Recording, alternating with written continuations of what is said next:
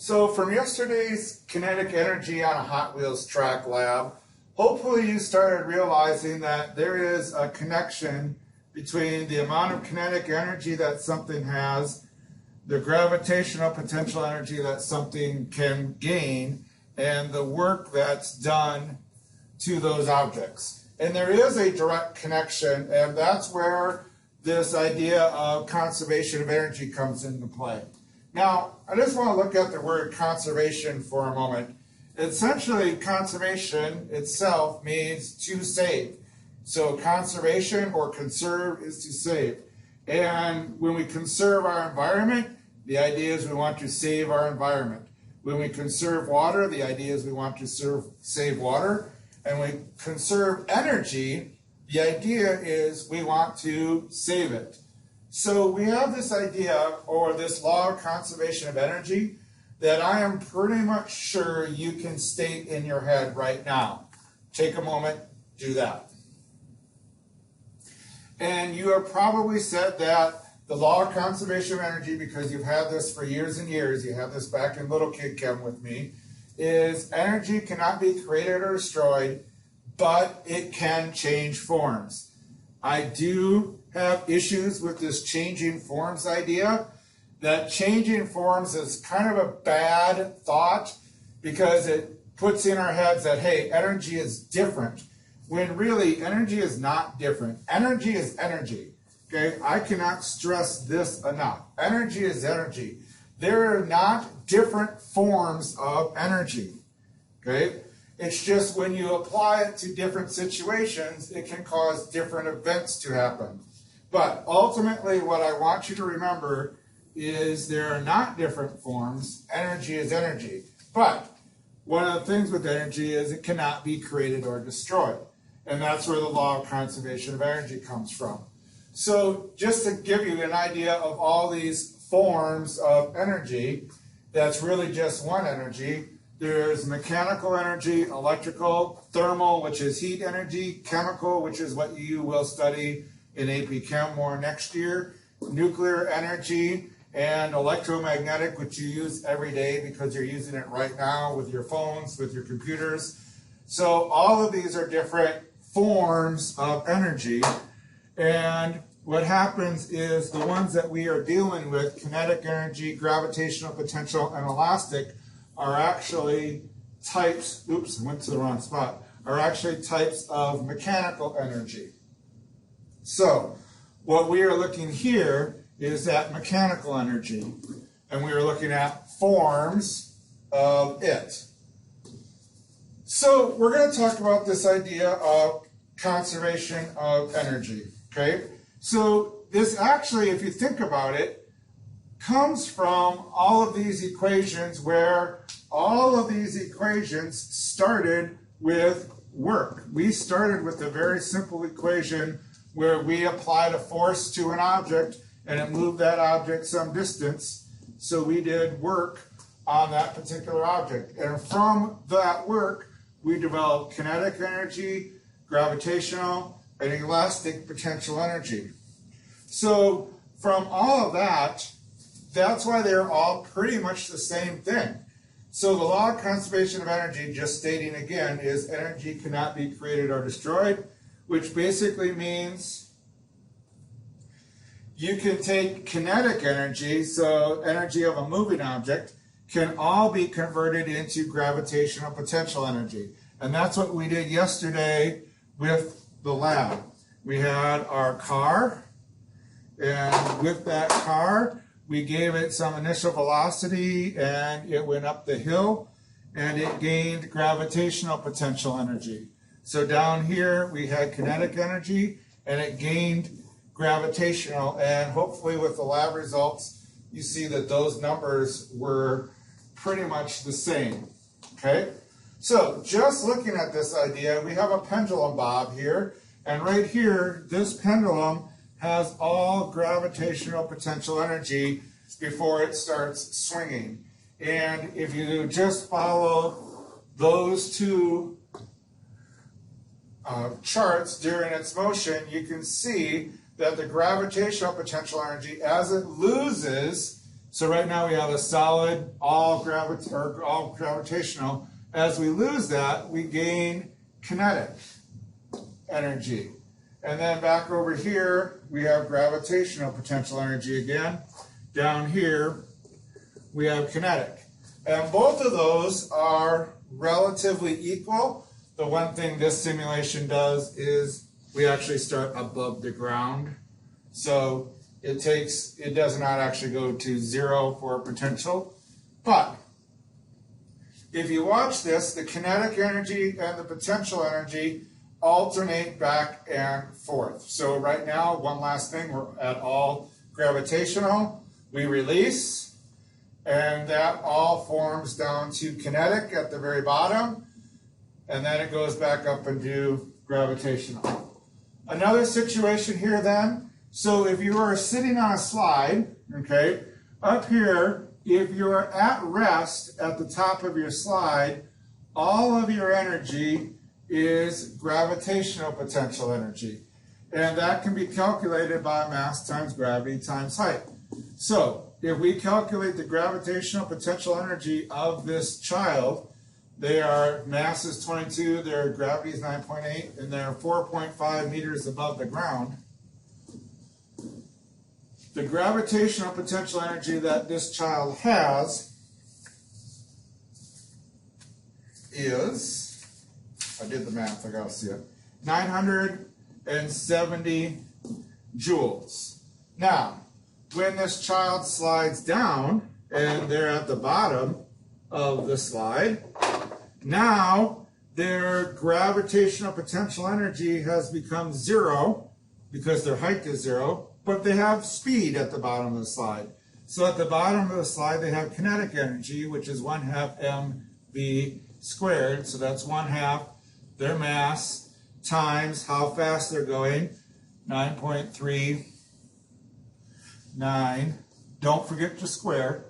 And that kinetic energy comes out to be 970 joules with a little bit of rounding. So our total energy that we had to start with was the same as our total energy that we ended with. So energy was conserved. Notice we're in a perfect world here, and there is no friction. We'll add that bad boy in later. Okay, so one of the biggest challenges that you're going to have in these problems is actually picking out what type of energy everything has at each point.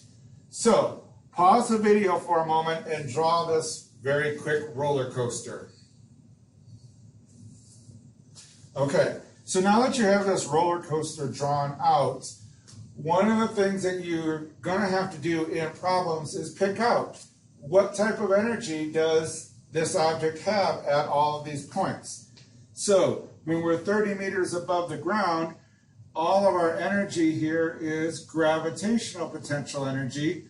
Since the velocity is zero up at the top of our roller coaster, the kinetic energy is zero because the velocity is zero. Then, when we're down here at point B, okay, now my height is zero, so my gravitational potential energy would be zero, but we're going to assume that we have some velocity that's greater than zero, so I would have all kinetic energy. Now, when you go up over a hill, and you got to think about what you've got with a roller coaster, you don't stop at the top of these hills. So we have kinetic energy, but then we also are above the ground, so we also have gravitational potential energy. And same at this point D, we have kinetic energy, we're still moving, and we have gravitational potential energy. Okay? So that's going to be one of the issues that you're going to have to deal with in problems is picking out, okay, what type of energy do I have at different situations. So here's another quick little simulation that's showing a roller coaster. And again, over on this side, we have the comparison of kinetic energy and potential energy. TME is just time, so I'm not sure why they put that one on there. So we're going to start up here at the top. So we have all potential energy. We're going down to the bottom. We have all KE. And then at the top of the roller coaster, we have both, or the loop, I should say. And then the top of the next loop, we have both. And then the top of the hill, both. Bottom, and then top of the hill, we have both. And notice, depending on where you're at, depends on the amount of energy. So we start with a large amount, and then if you compare these two hills, you're going to have different amounts of kinetic energy at the top of each one. So I'll let this run one more time, and you can watch. Okay, one last one with these. Here you have a skier. This skier starts out at the top of the hill, and they had all potential energy. And then if you watch these things over on the side, you can see that their potential energy and kinetic energy are the same. And then the interesting one here is that this one is the work, and it's actually work done to stop. So this down here is work, which is actually friction times distance. Because when the skier gets down there, there's going to be work to slow them down. And you'll notice that all of that work to slow them down was equal to all of the energy that the person had at that part of the hill. So we're starting up here. We have all GPE.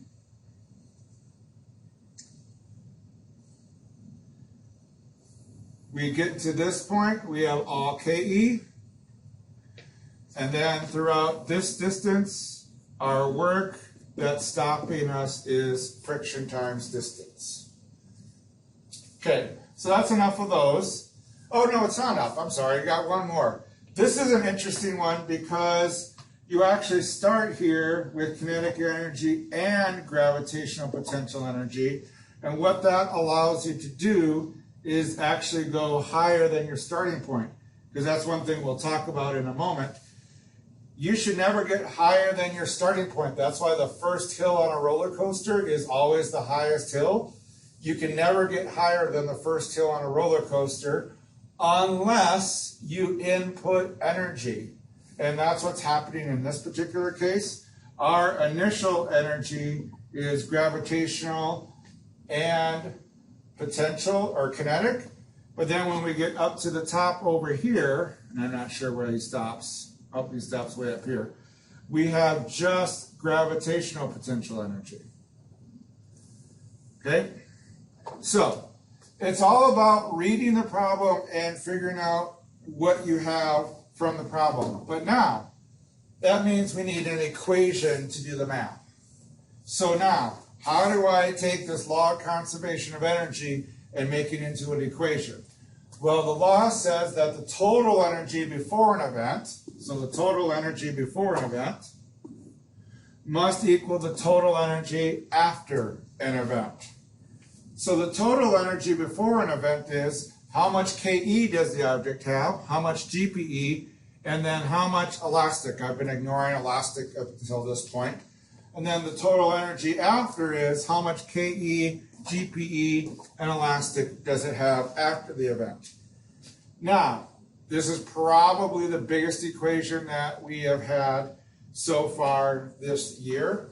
So this is all of our energy before. Okay? So that's all of our energy before the event. And this would be all of our energy after the event. And we would just add all of those up because the conservation of energy says the total energy before must be the total energy after, and you cannot lose energy. So it's a lot like the conservation of momentum equation. Now that you have that written down, we can expand all of those out. So kinetic energy is 1/2 mv squared, GPE is mgh, and PE is 1/2 kx squared. Notice all of these are initials. What is your initial position? And then all of these are what are your final positions. Both of those equations are note card worthy. So both should go on your note card. Take a moment, pause the video. I'm not going to pause. We're going to move on. The biggest thing that you will have or need to understand is that you never have all of these at the same time. Okay, and I'll show you that with the very first problem, that you'll never have all of them. And then, so this is where reading a problem and just picking out what you have becomes valuable. So, again, take a moment to pause the video so you can write this example down in your notebook. And I'm just going to talk about the problem. So, as you look at a problem, okay, you got to take in all your variables into account. We have a 35 kilogram child, so we know the mass of the child is 35 kilograms. And we know that they're at the top of a slide, so they have a height of 8 meters. And what we want to know is what will be their speed at the bottom of the slide, okay, assuming that there's no friction, okay?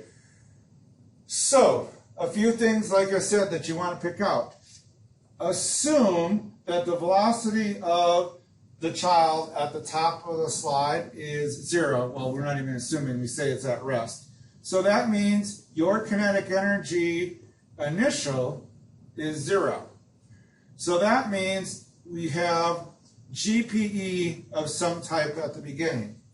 And then down at the bottom, if we choose this to be a height of 0, then at the bottom, the gravitational potential energy is 0, and the child has all final kinetic energy. So our big, huge equation that says KE initial plus GPE initial plus PE elastic initial equals KE final plus GPE final plus PE elastic final. So that's our big, huge equation. But notice, there's no elastic potential energy at all. So that's not even going to be part of the equation. So if there's no elastic, then don't include it. And then the initial kinetic energy was 0. So that term goes to 0. The final gravitational potential energy was 0. So that goes to 0. So that brings up another point. You need to know your initial conditions, and you need to know what your final conditions are. And you need to pick those out in your problem. But what that leaves you with is GPE initial equals KE final. And that's what's going to happen with almost every single problem, is you're going to be left with just one or two things on each side. So GP initial is MGH initial, and KE final is 1/2 MV final squared. Now, think ahead for a little bit. What happens to mass? Mass is on both sides of the equation, so mass actually will cancel out. I actually asked this in a previous assignment, does mass matter? And actually, no, mass isn't going to matter. Not always, but there are a few times where mass will actually matter. But as we go through here, we're trying to solve for the speed. So multiply both sides by 2. So 2GH initial equals V final squared. And then doing the math, which is hopefully simple. V final equals the square root of 2GH initial. Substitute your numbers in. Ooh, sorry about that. So V final is the square root of 2 times 9.8 times your initial height, which was 8 meters. And doing the math, you get 12.5 meters per second. Okay? So that's using conservation of energy to solve a problem. So here's another problem we're going to do. So a football is thrown straight up into the air with a speed of 20 meters per second. How high will it go above the thrower's hand? Okay? So, again, things you need to think about. I'm not talking about above the ground. Okay? I am choosing my world and I am choosing this point to be 0 meters. So what I want to know is from that point, ooh, that's a bad football, how high does it go? What is the height? Okay? That is a horrible, horrible picture. So, football goes up in the air. How high does it go? But again, you got to think about, okay, if this height is 0, so this is 0 height, and then what type of energy does the ball have when it's released from your hand? And what it is, it's kinetic energy, because it has velocity. It has 0 gravitational potential energy initial. But then what happens to the velocity at the peak? Well, the velocity at the peak of all objects is still 0. It's been 0 all year. So it has no kinetic energy at the top, but it has some height. So its final GPE is some value. Now, is there any elastic? No. There is no elastic potential energy in this problem. So it's like, nope. There's no PE elastic, so we don't have to deal with that. So then don't write the whole equation is what I'm getting at. You have KE initial. So KE initial equals GPE final. And honestly, that's all you need to write. I don't need to write the entire equation. This gives me 1/2 mv squared equals mgh. And you'll notice in the problem, I didn't give you mass. There was no mass given. Okay, and if there's no mass given, chances are you don't need it because mass cancels out. And so I'm solving for height in this case. So 1/2 v squared divided by g is your height. And that, putting our numbers in. Don't forget to square your velocities. Did I put 2g? This would be 9.8. I don't know why I put 2g there. Anyway, your height should come out to be 20.4 meters. Okay? Another example, roller coaster problems are the best. So take a moment, write this down. So we need to read the problem. We have a roller coaster that's sitting on top of a 60-meter hill. So we're starting up here at the top of a 60-meter hill. So from my bottom point here, I'm going to choose my world, and this is going to be 60 meters. So this height right here is 0, okay? It's going to travel down and it's going to go through a loop. So we're going to go through a loop. Okay, now the height of this loop is 45 meters. So this is 45 meters. Okay, so what we want to know is what velocity does it have at the top of that loop. Okay, so this is where you got to figure out what do you have. Okay, what types of energy do you have? So I have my car here. This is my roller coaster.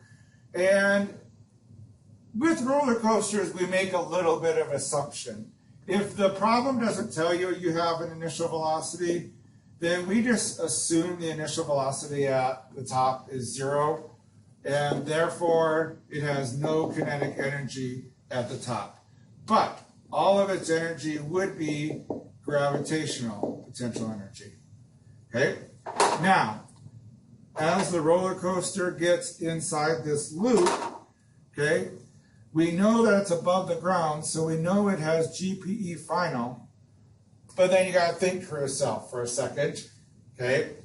Do roller coaster cars stop at the top? And they don't. So this also has kinetic energy final. Basically because we want to know what the speed is at the top. So now, my equation for this is we have GPE initial, no KE, no elastic again, there's nothing springy in this, and that's going to equal GPE final, because we're at the top of the loop, okay, plus KE final, okay?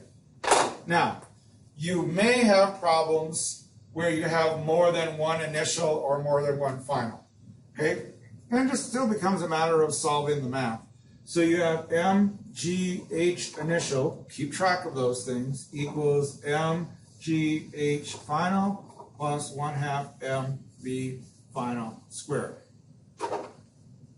Okay? Does mass go away? Mass still goes away. I'm going to show the next example where mass actually does not go away. Mass still goes away because it's in every term. And that's the key. Mass has to be in every term. Now, I'm solving for B final. Okay? Oops, sorry. So that means I need to bring this term to the other side of the equation. So I'm going to have GH initial minus GH final equals 1/2 V final squared. Now, some math things that you can do. G and G, so you could actually factor out that G, and so you have G, H initial minus H final. That would be kind of nice to do. And then I'm going to multiply by 2 and get rid of that 1/2 right away, so I'm going to put the 2 over there, and that gives me V final squared. And then square rooting both sides. My final velocity is the square root of 2G times H initial minus H final. And that's kind of nice to have those heights together. So then I just plug in my numbers and solve. The square root of 2 times 9.8 times 60 minus 45. You can solve those separately, but this generally makes life easier. In my math, I get 17.1 meters per second. Check your math. Okay, one last one, because I haven't done elastic potential energy, and so I want to throw one problem in here with elastic potential. So a trampoline has a spring constant of 12,000 newtons per meter. It's compressed by a jumper, and we want to know how high will it propel Chip into the air when it goes back to its elastic state. So, again, things to think about. What we're looking for here is what is the height of that jumper. But when it comes to springy objects, you need to do a little thinking for a second. Okay? So with this person, okay, this spring, this trampoline actually rebounds a little bit. Think about jumping on a trampoline.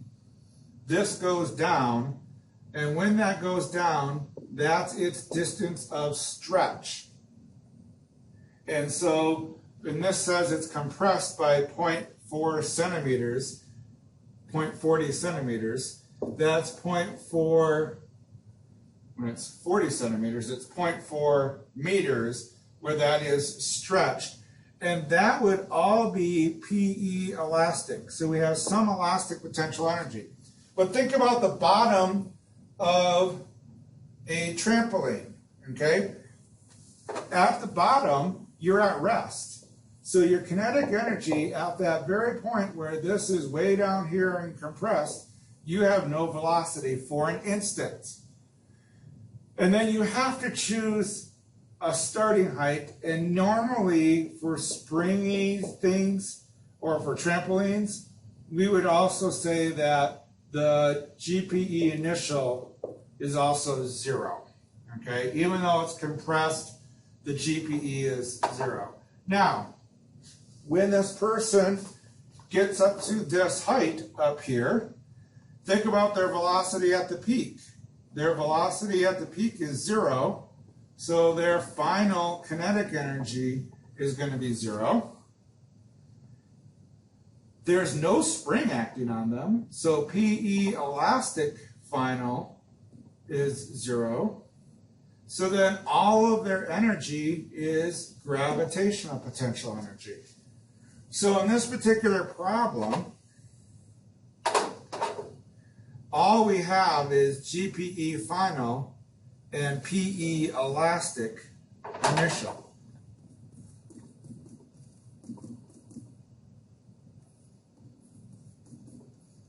Okay, so things to think about. There's a lot going on, okay, but you got to think about what's happening when you jump on a trampoline. So now, this comes out to 1/2 kx squared equals mgh. Now, does mass cancel? And mass is not in every term, so mass doesn't cancel. In fact, anytime you have PE elastic, mass does not cancel. Anytime you have that. So, solving this for height, I'm just going to divide both sides by mg. So, the height of this object is 1/2 kx squared all over mg. So, 1/2, 12,000.4, don't forget to square, all over 55 times 9.8. And if you calculate that height, that looks like it comes out to be 1.78 meters. So about 2 meters, which is about what that person looks like they're jumping, is about 2 meters high. Okay, so there's one with elastic potential energy. There are more things we could do with this, because we could ask, how fast does he leave the tramp with?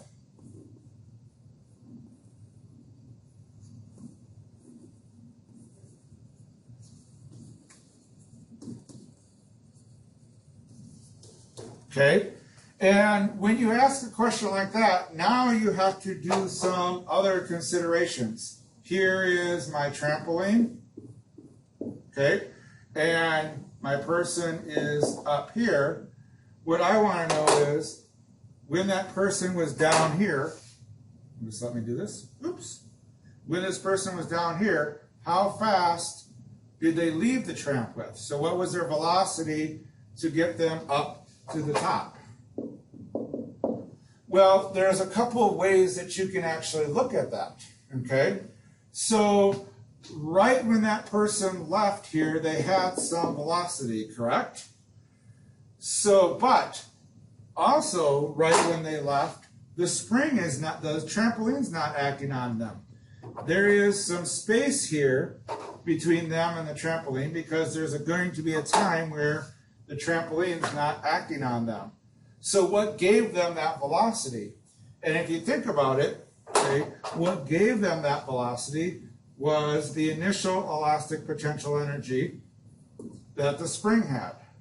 But then right at this point, right when they leave, the PE elastic final is equal to 0. They still have 0 gravitational potential energy if we call this height 0. So all of their energy at that point is kinetic energy final, okay? And when they were down here stretched, they were stopped, and then they had no gravitational when they started. So in this problem, PE elastic initial equals KE, oops, wrong K, KE final, and I know we're getting long here, but then this is 1/2 kx squared equals 1/2 mv squared. Now, does mass cancel? No, mass does not cancel, but the 1/2s do in this particular case. So then divide by m, and take the square root. Your velocity here is the square root of kx all over m. And I'm not going to do that math, but if you do the math and plug it in, you should get 5.9 meters per second. But then here's the interesting thing with this. Okay, all these energies have to be equal. So what if we took another consideration where we have our trampoline and we have our person that springs up from the trampoline. So our person jumps down, springs up. They're jumping down, springing up. Okay? And so what gave them this height?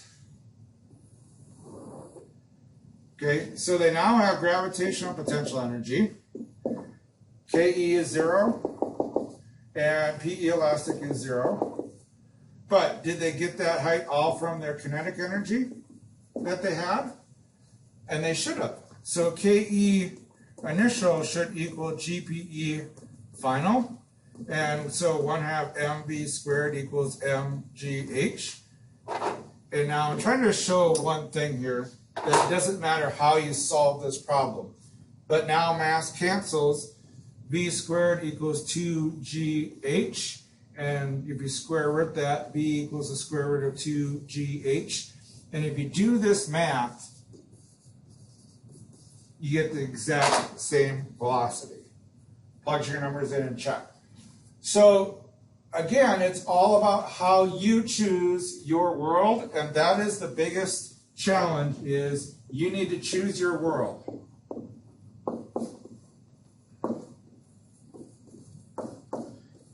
Okay?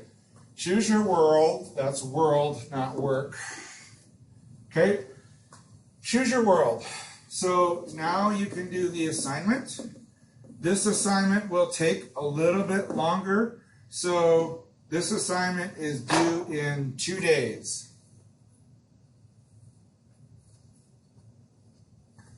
We are done.